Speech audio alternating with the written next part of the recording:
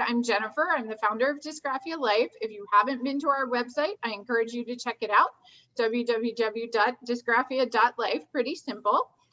We are always adding new content. We'd love to hear suggestions from our community about what you need and what we should be adding to the website. I do want to highlight that one of the things we're working on right now is a professionals database.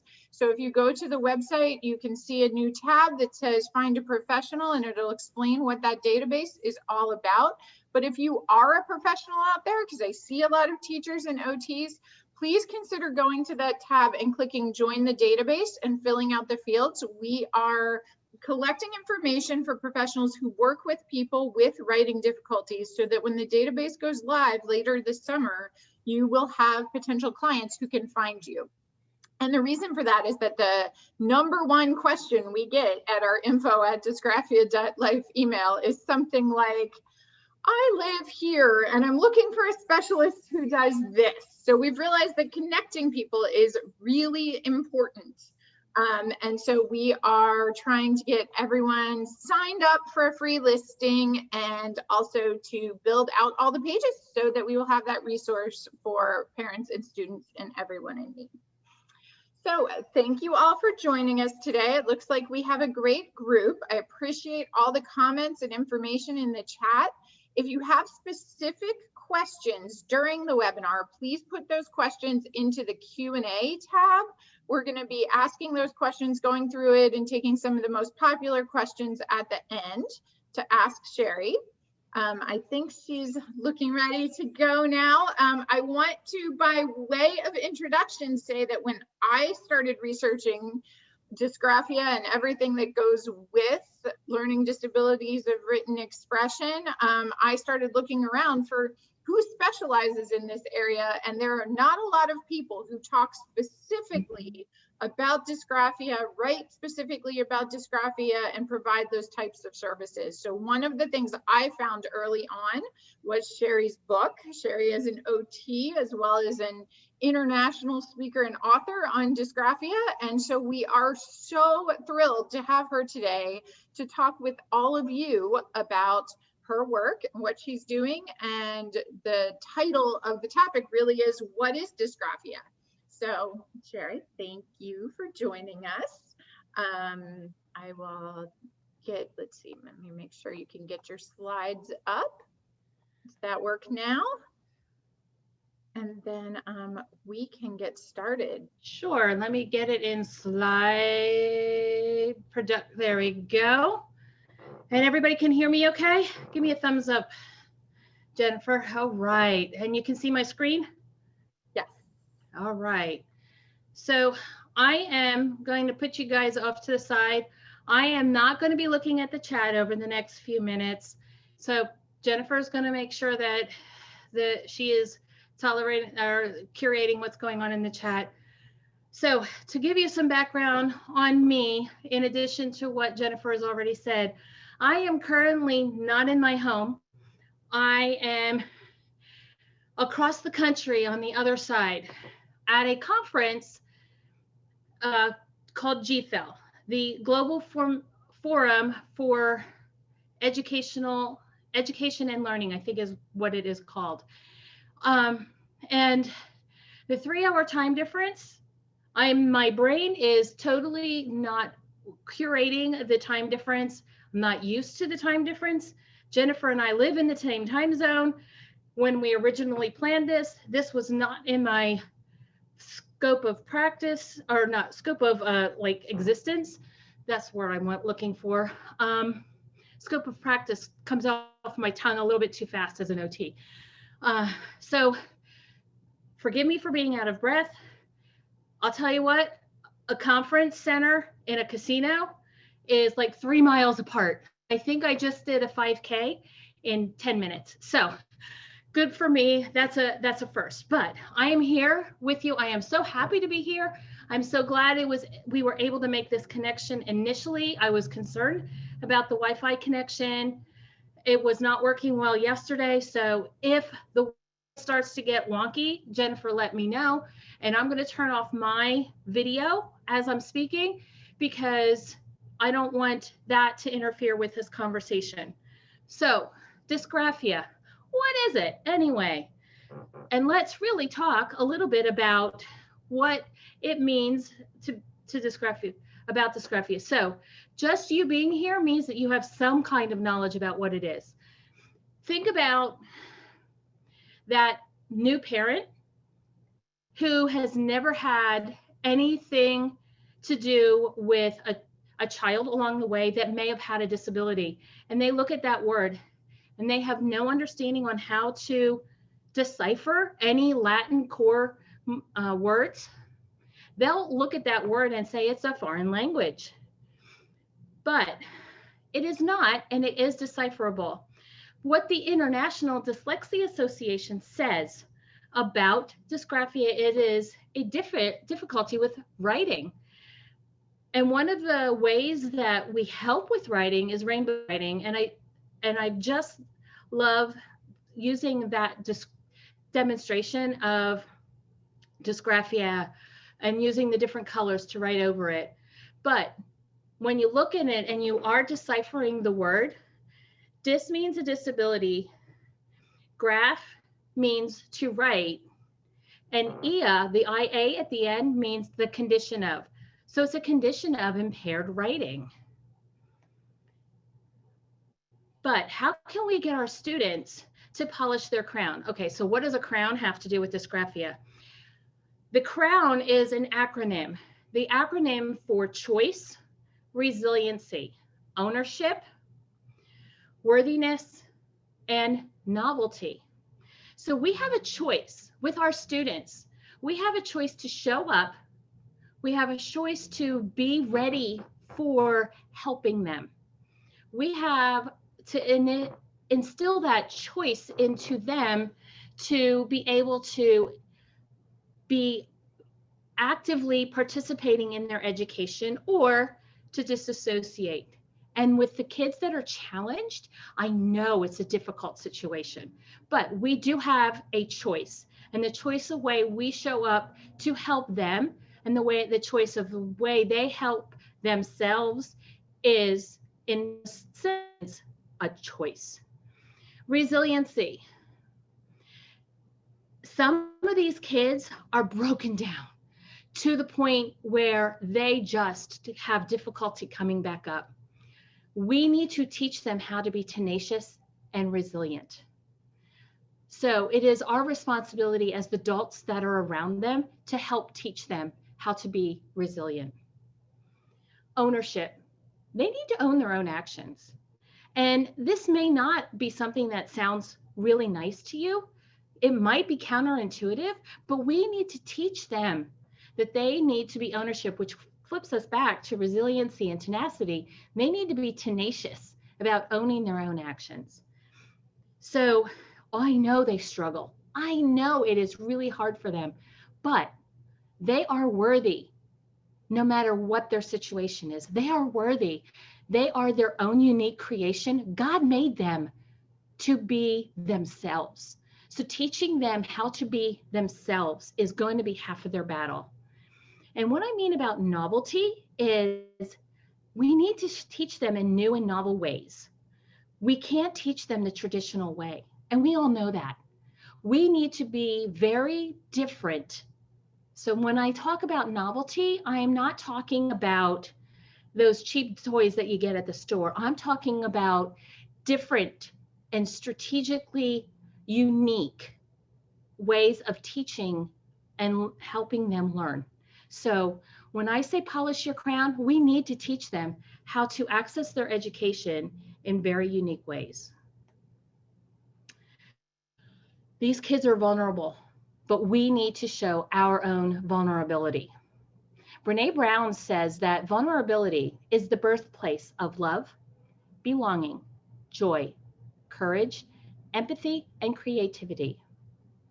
It is the source of hope, empathy, accountability, and authenticity. If we want greater clarity in our purpose and deeper and more meaningful spiritual lives, vulnerability is the path. And I bring this up because I really think that we get so ingrained into the disability that we need to remember we have strengths, every single one of us. And we need to empower those strengths. And we need to be vulnerable when our weaknesses come out. And we need to teach our students how to be vulnerable to access their own empathy and their own accountability and their own authenticity. And it can be very difficult and very hard at times. And I know that. But I lay that on your heart, that vulnerability is not necessarily a negative, it is also a positive.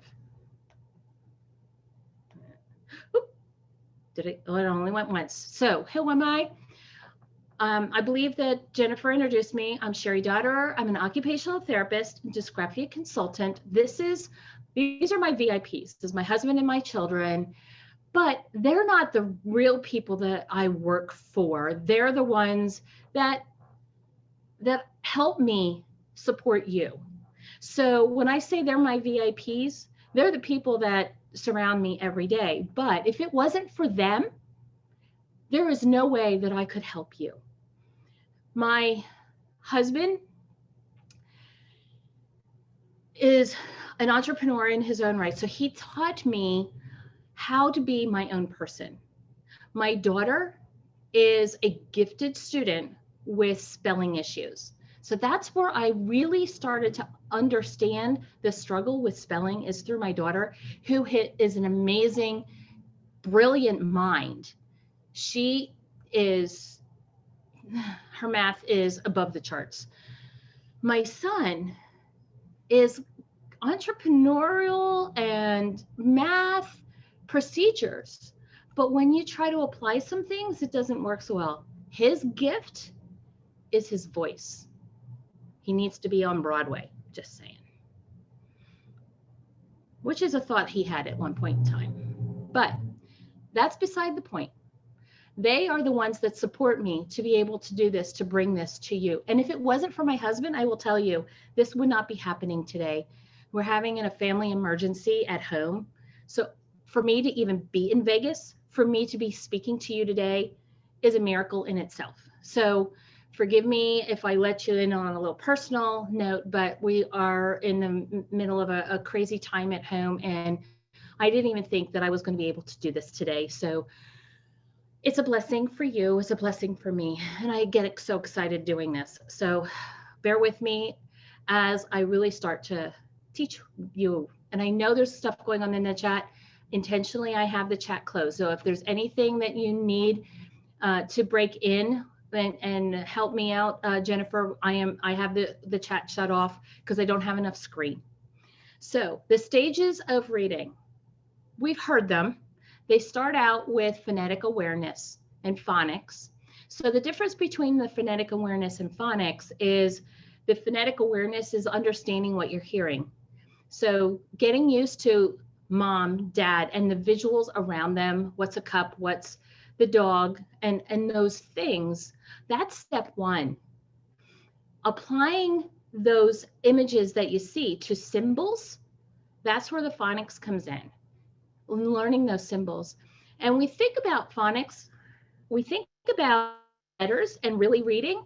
There's more to symbols than just letters. Symbols also are square root symbols, equal sign, plus signs. They are those icons that you see in the car and all those things.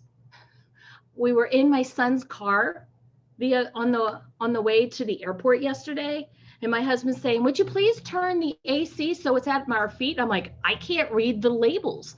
I don't know what they are. I don't understand the symbols. So I was not understanding the phonics of that particular car's dials. So when we think about phonics, it's not just letters, okay? Vocabulary is separated into three parts. Initially, the vocabulary is understanding oral language. Then we have to apply it to the letter phonics so that we can read it. And then we need to be able to write it. They are three separate neurological paths. That means that there's a different neurological path that's happening and created between the oral, another one for reading, and another one for writing. So if there's a gap between them, that means that that neurological path has not been completed. Excuse me. Oh, here's the water.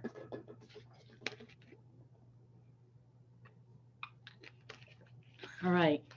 Then, so understanding that and taking that all in is a sensory process. So in a sense, reading is sensory. When we try to express back out, which is where we move into fluency, that's an oral response to what we're reading. That's actually a motor function, which is a different function than writing. So oral expression is a different neurological pathway. And that's where you get into these children who have oral dyspraxia. So actually we're adding 4 different components in here. We have reading, we have oral expression, written expression, and then we have math when we're looking at specific learning disabilities. Okay. Excuse me again. Reading comprehension is the most comprehensive level, and that's when they're being able to interpret an orally or written expression of what they are reading. So I hope that explains where I'm coming from with the delineation, where I really firmly believe reading is the sensory process, fluency and comprehension are a motor process. And the written expression piece is divided into several parts. So let's go back to the very beginning when they're an infant, a toddler, that first time that they put anything in their hands, probably a crayon or something like that, and it's kind of this over the top, and they're holding on to it. That little mark that they put on there, that single mark, is that first sign of being able to put something in their hand. And then they'll scribble. It's not until they get to that pre-writing stage where they can have a physical start point and stop point that you can concretely see that is intentional. So up until that point in time, it's a scribble, no matter what it is. So when you're looking at making a square and there is no intentional start point and stop point, they're still scribbling. All right. So we take those pre-writing shapes, the vertical line, the horizontal line, and we move on to letters. We move on to phonemic writing. And what phonemic writing is when they're writing things that how they sound, like the word please might be P-L-Z. And then we have syllabic, where we're really breaking down the parts and breaking down the syllables. And then we have conversational speech, which goes to writing sentences, to writing paragraphs and essays and such. So those steps are the stages of writing. And yes, conversational writing can get a little bit more in depth, but those are the basic steps to writing. So as I was talking, the pre-writing stage are the symbols, the vertical line, the horizontal line, the circle, the diagonal. So when we're learning phonics, we have to start with the easiest letter. The easiest sound that comes out of our mouth is the ah sound. Well, unfortunately, the letter A is the most difficult one to write because it has diagonals in it. The diagonal line is the hardest to understand and write because it forces you to cross midline. Just keep that in mind as you're helping your students. A really good letter sequence is this one here. And I understand this is being recorded and will be up on the Dysgraphia Life website. So I'm not going to go into the details, but you can always come back to this and look at that sequence down the road. Phonetic writing, I went and I talked about it a little bit, where please, enough. You might have dog, you might have school spelled these funny ways. It's just like how you hear it and what the letter is that it might sound like. Conversational writing is having that conversation and writing it down.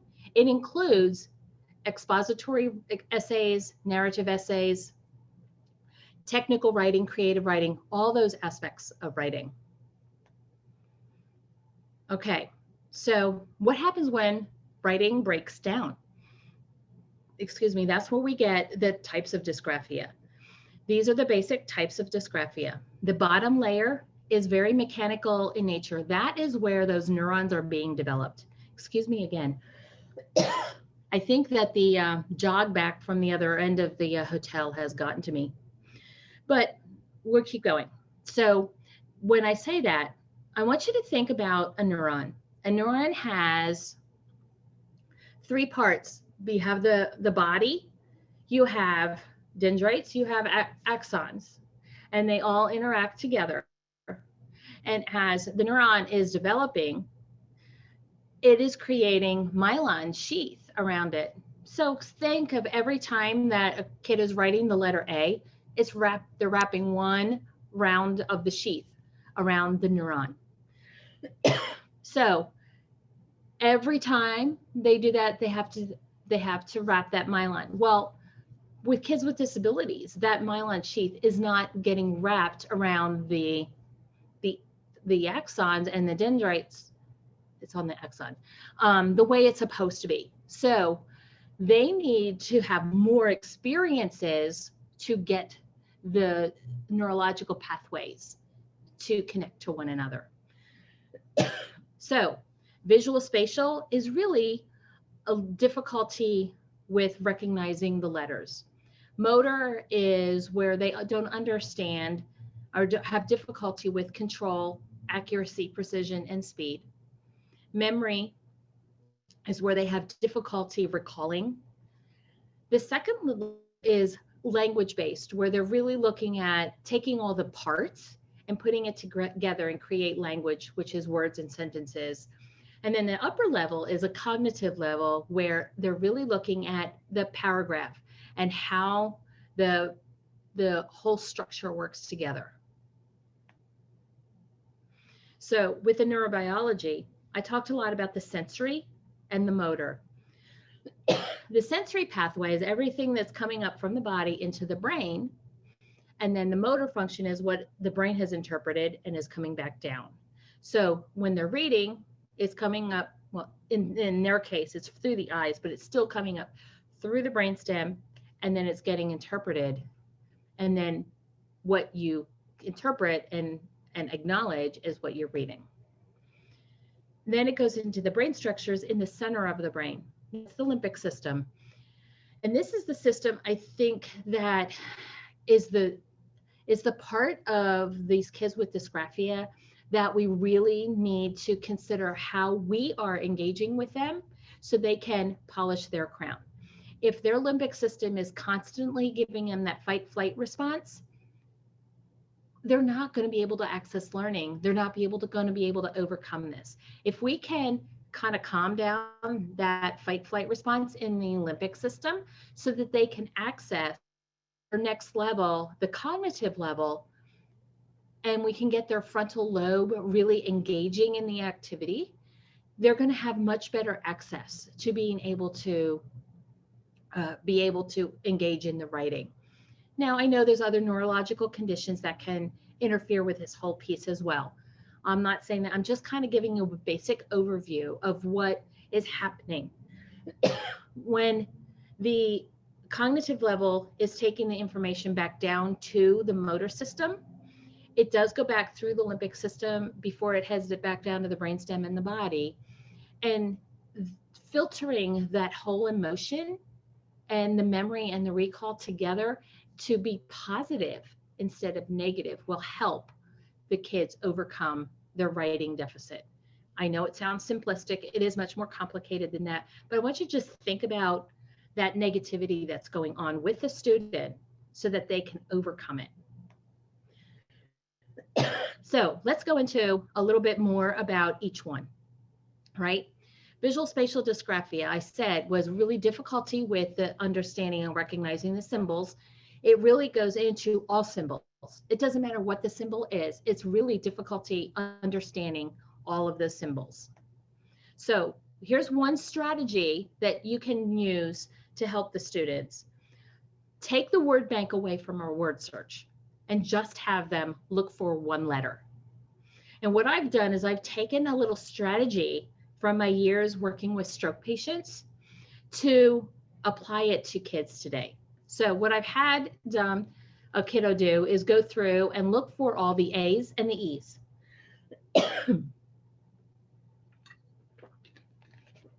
And then what I do with them is I look at the different quadrants and I look for what is missing. So if there was a whole bunch of A's in one quadrant, I might go, what's going on with their eyes that they're not seeing that quadrant?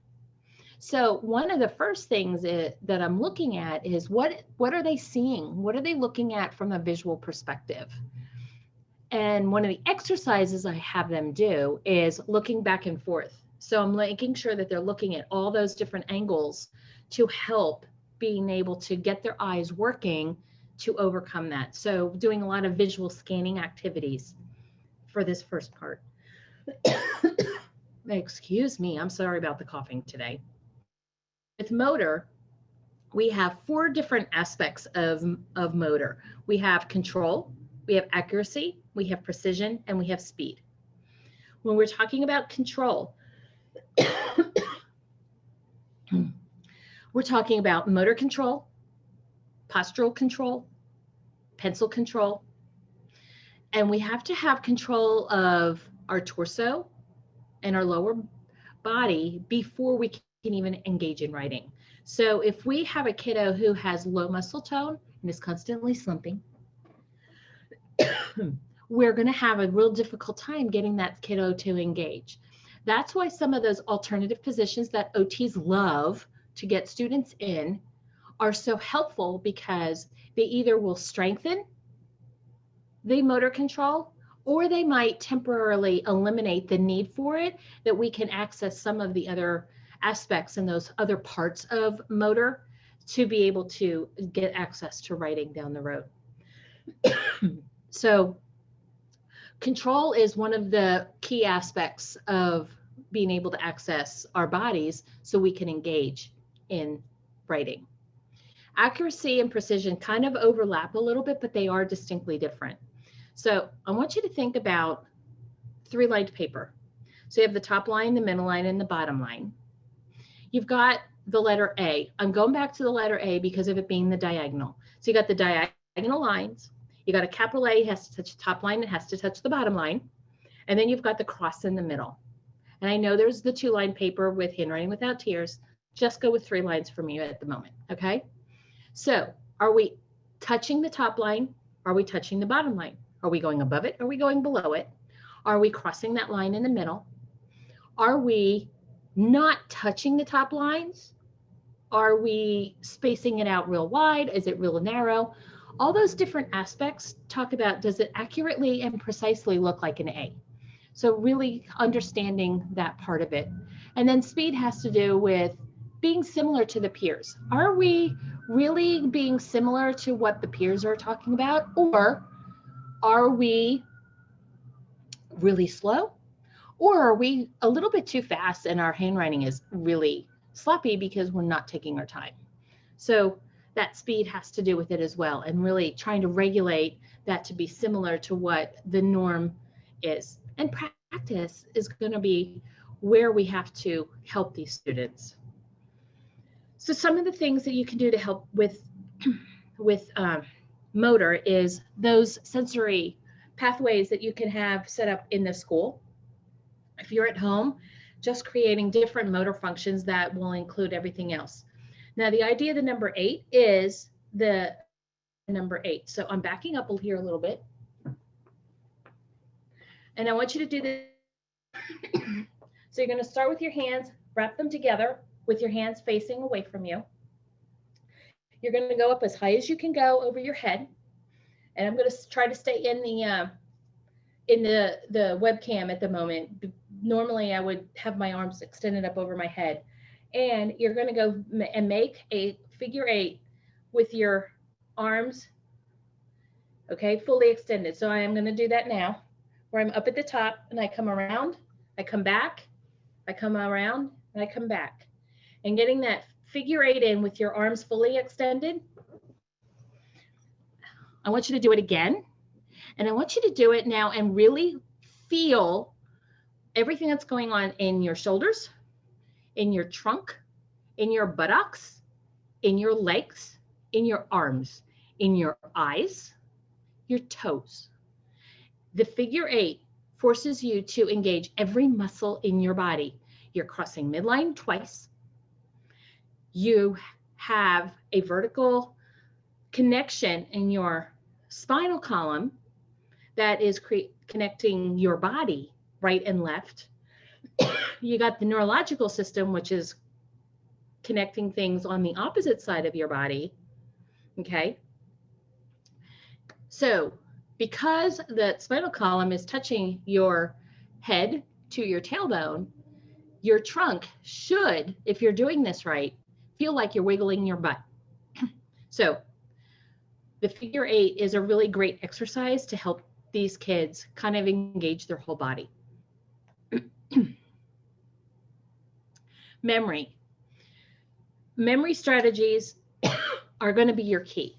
You really need to have strategies to help the kids remember. So does that mean that they get a sample alphabet? Absolutely. If they need something by them that describes a sample sentence, absolutely. Okay, so memory is just anything to do with recall. So one thing they can do, the Size Matters handwriting program, is the 3 sizes. So you can have those 3 sizes and create hangmans. You can have symbols for your number chart. And then there's a rectangle to the left. I'm going to try something different and see if this will wipe out the back of my throat here.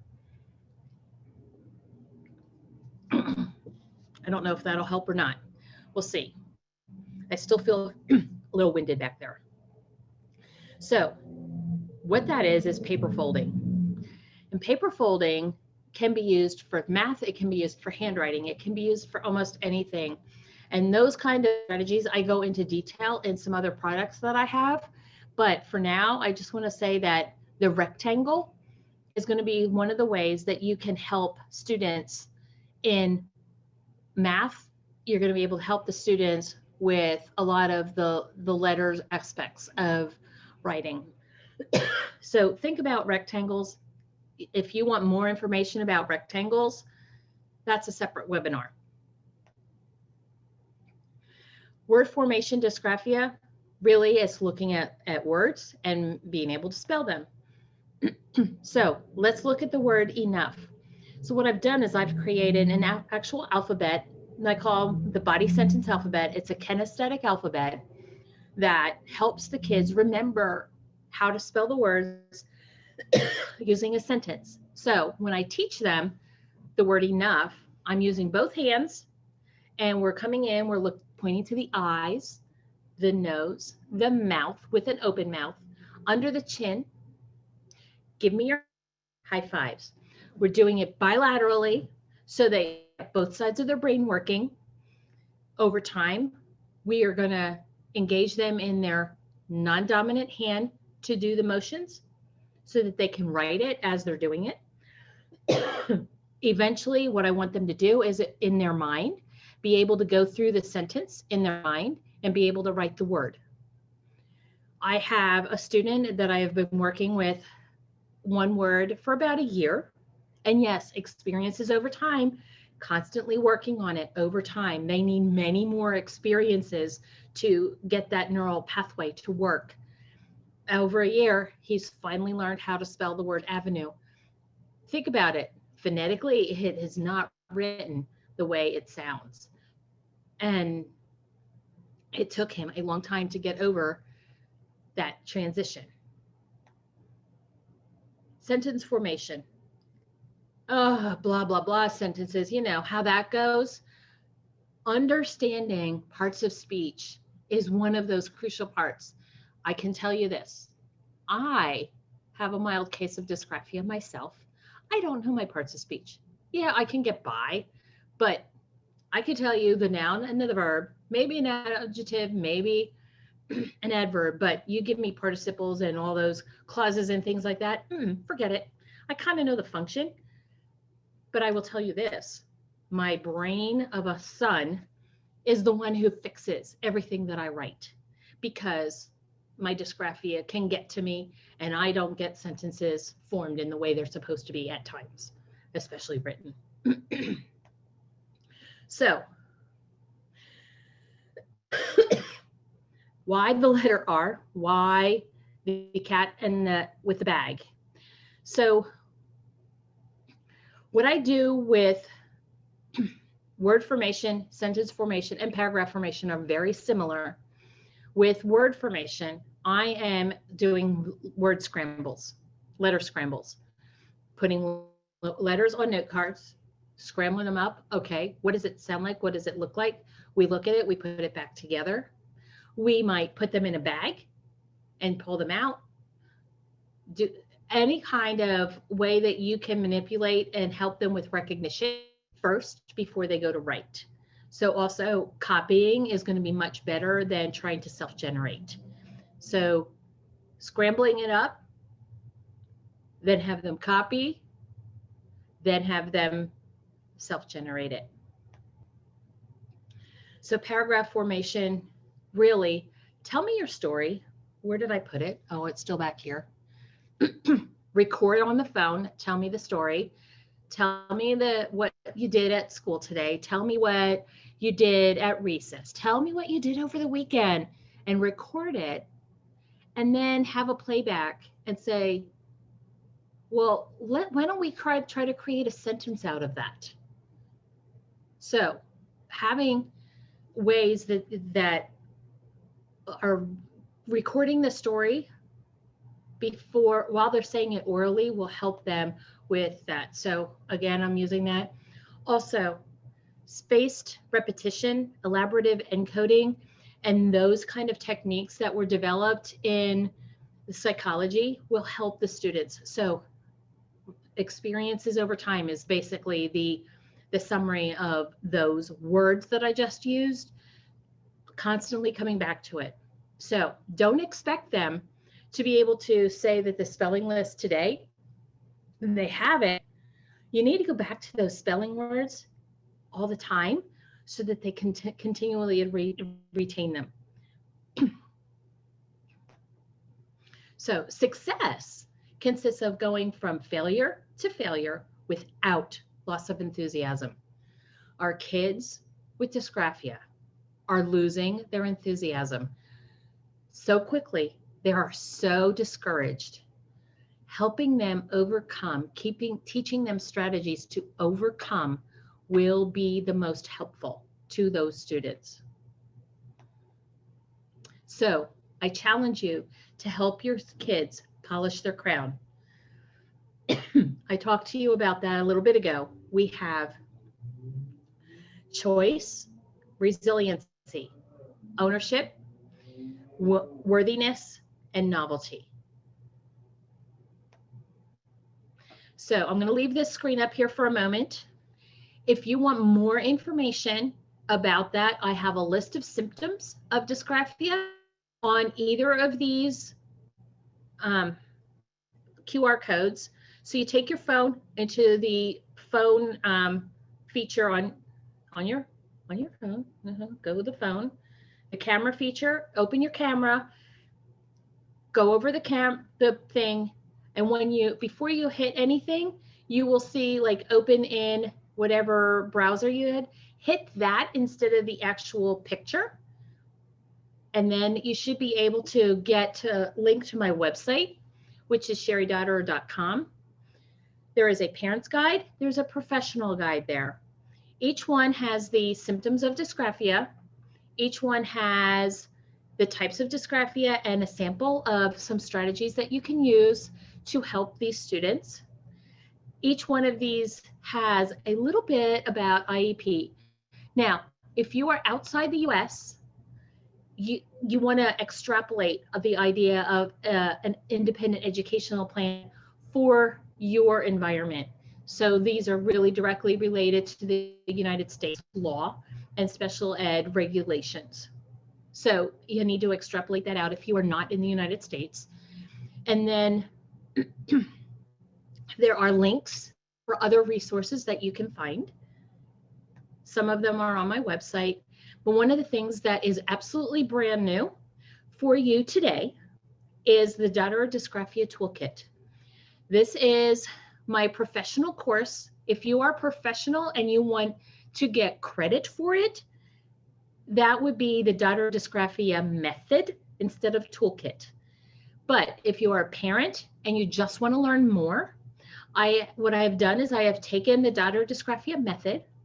I've taken off the assignments that give them credit for it, because there's a portfolio that they have to complete. So all you get is that. So the price is not the same as it is for the method, but it is great for parents to kind of get a good understanding of what happens with dysgraphia and how they can help their children. So I'm going to go flip back in case you didn't get it. Maybe I'm not. Oh, there it is. That's the scan for the opt-in for the professional guide. And it is on cheridotterer.com, and you can see it across the top, the parents and the professionals. So if you just go to my website and don't want to scan, that's where you get that. And the new thing is the toolkit. I could tell you this, there's not a button for the toolkit because we just got it open and released yesterday. There will be a button for it later today, but with everything going on in my life, it did not happen. So I believe that is everything.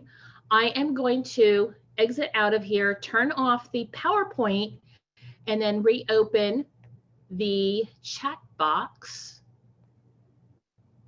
Okay. Thank you for that, Cheri. I can lead off with a couple of questions. I'll say the most common one I think we've gotten so far is around how you diagnose dysgraphia. A number of people have asked variations of that. You know, how do you tell the difference between sloppy handwriting or lack of instruction or dysgraphia? And also, what does that look like from a school perspective? Right. So this is my response to that is the person that can diagnose is a neuropsychologist. As a therapist, as a school practitioner of any kind, as a parent, we can look at the symptoms and we can describe them to the school or whomever it is that we need to communicate with. And we can say, and this is an intervention and a strategy to help it. So that'll be another soapbox for me to get on, and I'm going to do it because I think it's going to help you. Okay. Like I said, the neuropsychologist is the only one who can make that diagnosis, family physician as well. But the reason they don't is because the DSM-5 has eliminated those words out of the specific learning disability section. They have described the disability at this point in time. So all we can do is describe. When we're looking at educational classifications and not looking at the medical piece of it, there's a DSM-5 is the medical piece. The educational classification is under the IEP, and there's 13 of them. And we all know, we've heard them if we're doing anything with this special education. If there is another neurological condition that goes alongside the dysgraphia, it is going to be another health impairment. And what I mean by that is like ADHD, autism, cerebral palsy, and all of those other neurological conditions. If there is no diagnosed neurological condition by a neuropsychologist, and it is just a delay in handwriting, then it can fall under specific learning disability. So all you can do on an IEP is describe the symptoms, and you either need a goal to help support it with the goal and your progress monitoring it, or it goes under a specially designed instruction and you use adaptive strategies and modifications to be able to accommodate the disability piece of the handwriting. So when an OT says they need a slant board, or they need a hand grip, or they need 3-lined paper, they need highlighted paper, and all those strategies, they go under a specially designed instruction. They are describing the situation. That's all we can do. And that is what makes this diagnosis so difficult. You cannot use the words. Thank you, Bambi. I did see that. I did open the chat now. So you cannot use the words in an IEP. Let me say that again. You cannot use the word dyslexia, dysgraphia, dyscalculia in an IEP because we cannot provide a medical diagnosis, and a neuropsychologist cannot say that directly in an evaluation today because it's not directly related. It's not specifically lined up that way in the DSM-5 anymore. That's why it's so difficult. Yes, you can have specific learning disability of written expression, and that's what we hear from a lot of people. That it says specifically. That is correct. That's what you can say. IEP. Thank you. I'm so sorry. Yes. I've had to be coughing this whole time. No problem. That was a great explanation, because I think that is a very confusing thing for many people. Yes. That is not a term that is used in many of the some of the literature as well as in school-based. Right. So before we go on to the next question, I want to look at behind me at the two books. The first one is Handwriting, Brain, Body Disconnect. And I believe that, Jennifer, you're going to put a link to that from Amazon. Yes, it is one that I wrote back and was released in 2019. It goes into more detail than what I did today, but the toolkit and the method go into even more detail than the book, and they are a little bit more updated than what is in the book. I've learned a lot since I wrote the book. The other one was just released recently, February, I think it was. Making Math in Years goes into alternative strategies for math. And this is, both of these are going from the whole classroom to individual interventions. This one is all math strategy. The author of this one is Jonalie Zupanzik, and she and I are co-writing a book right now, and we're really focusing in on the blend between the dysgraphia and dyscalculia, and really trying to help develop more details and strategies on how to help kids with dyscalculia. So a lot of what I am finding is between non-understanding concept and difficulty with writing, we have this dyscalculia thing that is even much more vague than what dysgraphia is. So there's that one. What is your next question, Jen? We had a question about ADHD and traits of dysgraphia and how those interplay, which I think is common in our community as well. Yes, it's very common. ADHD really is, okay, I took that slide out because I didn't want to get too technical. I wasn't sure how many professionals would be in the thing, but what they're finding is that there is a link in the caudate nucleus, which is part of the basal ganglia, the supracoccleus, which is part of the brainstem, and the frontal lobe, which is where the executive function is housed.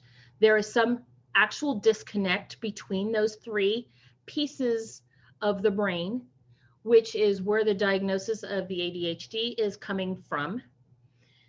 If they have dysgraphia and they do not have ADHD, there is no disconnect with those. It's just a delay in the formation. So basically the difference is that with ADHD, there's actually a neurological malformation in the brain.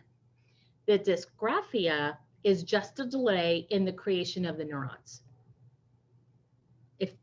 If you want to about it, that's the simplest way I can describe the differentiation between the two. But the latest research is that ADHD, there's a disconnect with the supracoccleus, caudate nucleus, and the frontal lobe. And there's a follow-up about whether ADHD meds can change that and the dysgraphia piece of it. If you can get the ADHD under control and you got the right medication that is getting those 3 parts of the brain working more effectively, the neurological pathway will form rather than being like cut off. It's almost like the neurological connection is like a barrier to that connection to the next connector. If you can kind of like subside that block and it allows the neurological connection to go together, then it will work. So it's trying to make a very complicated, come on, we have how many trillion nerves in our brain? There's that many trillion reasons why it cannot be that simple, but I'm trying to make it simple for people to understand. So if you can eliminate the block, you'll be able to conquer it. Now, there's also a lot of people, excuse me, that say that vision therapy will help it. If eye teaming is not the problem, then you're not going to be able to get the vision therapy to help. So it takes a lot of negotiation and a lot of intervention, a lot of getting to know that child as to what is going on that is creating that block. But if you can eliminate the block, you'll get the nerve to work, and then the dysgraphia is going to be less. But if they meet their capacity, it'll come back. So you may be able to go along the way. I still have trouble making paragraphs, depending on the situation. So there is a point in time where we're meaning that also hormones can get involved. Like, let's be real, ladies. When it's PMS time, can any of us work? No. So you talked about multiple different types of dysgraphia, but I feel like we've heard from people over the last few months that their kids and older adults as well have multiple of those kinds. So how do you address that, and how do you think about that if it's not just related to one of the types you described, but there's issues in multiple areas? I really work on memory. If we can help build up a positive memory cycle, all of the areas. So I really try to work on memory strategies. Sounds great. Early on, we had a couple questions about your CROWN acronym and whether you could go back over what all of those things are. I think you did it quickly again at the end, but there were a few clarifications on what is the acronym and what were certain letters.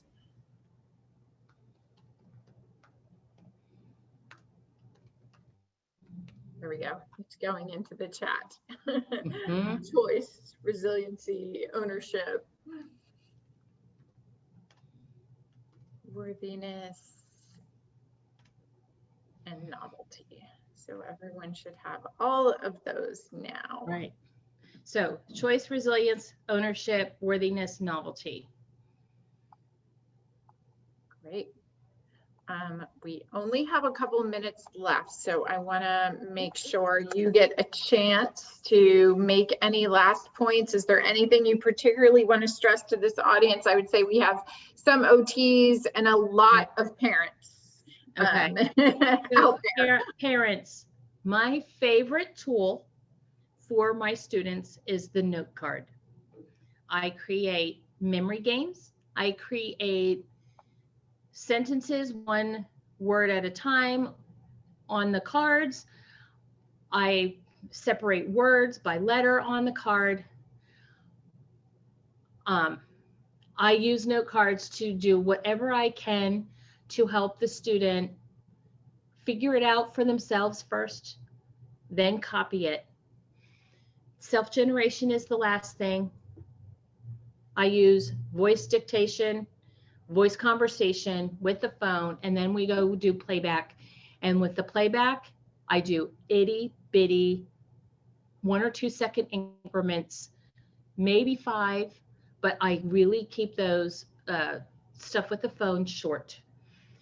You can also do little video pieces so that they can actually see themselves talking back with, having a conversation with you. Even if you're in the room, you can do a video with your phone. And yes, I know people are like, we can't videotape, we can't videotape.